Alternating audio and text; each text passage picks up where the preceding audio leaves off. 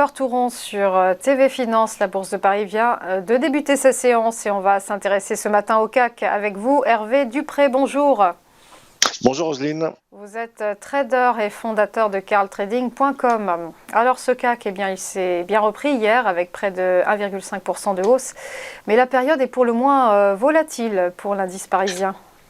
Oui, un petit peu volatile après la grande peur, entre guillemets, du variant Omicron.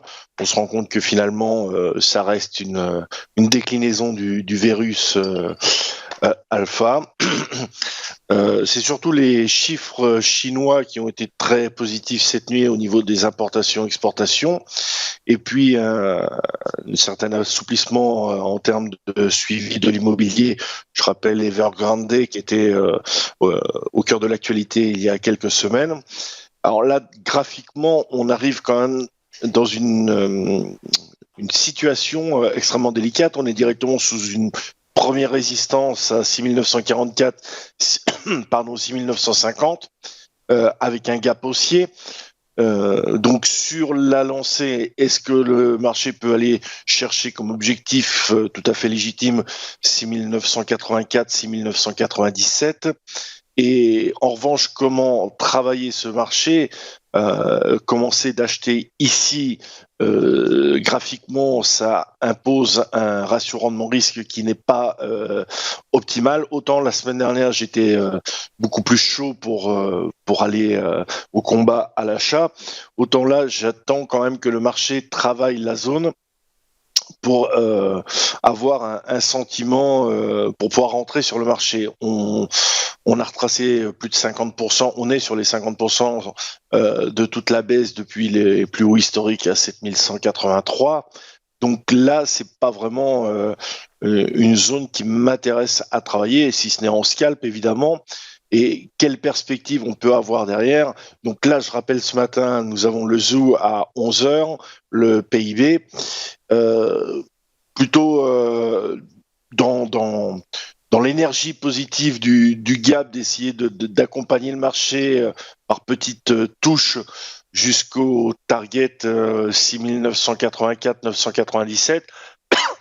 Et dans vraiment un élan de générosité cet après-midi avec les US, aller chercher 7042, 7075, ce qui me paraît beaucoup.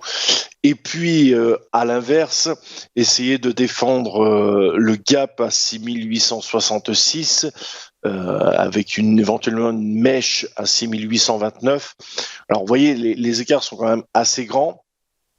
Là, à l'instant, à l'ouverture, je n'ai pas une configuration optimale pour cliquer, pour rentrer. Pour moi, c'est trop risqué. Donc, soit on attend un repli, une stabilisation avec une vraie formation de support, ou un excès haussier autour des 6984 pour essayer de le vendre, pour chercher une correction. Quoi qu'il en soit, on est dans la phase médiane, donc une phase médiane qui est toujours extrêmement délicate à travailler, autant à la hausse qu'à la baisse. Il faut être extrêmement souple et réactif, avoir des points d'entrée très précis. Donc là, c'est pas le moment de rentrer sur très gros volume pour moi. Mais pour l'instant, le marché montre plutôt un regain de positivisme par rapport à la situation que nous avons connue il y a 15 jours, où je vous disais que tant qu'on ne passait pas sous 6550, je crois, le retracement, enfin la baisse, la consolidation de 5% versus les 97% de progression VSN-1 n'ont rien de dramatique. Alors là, aujourd'hui, on est première semaine de décembre, on sait que c'est les périodes de window dressing, beaucoup d'échanges pour faire des rotations, pour lâcher un petit peu les actions à risque et essayer de faire de l'habillage de portefeuille. Non, on est au milieu, donc pas vraiment de ligne directive. On peut aussi bien acheter et vendre, tout est une question de timing, mais on n'y va pas très très fort. Voilà l'idée du jour. Voilà pour ce CAC en phase médiane. Merci beaucoup Hervé Dupré pour votre décryptage. À suivre après une courte pause, quelles valeurs vont se démarquer aujourd'hui? Vous saurez tout avec les Market Movers.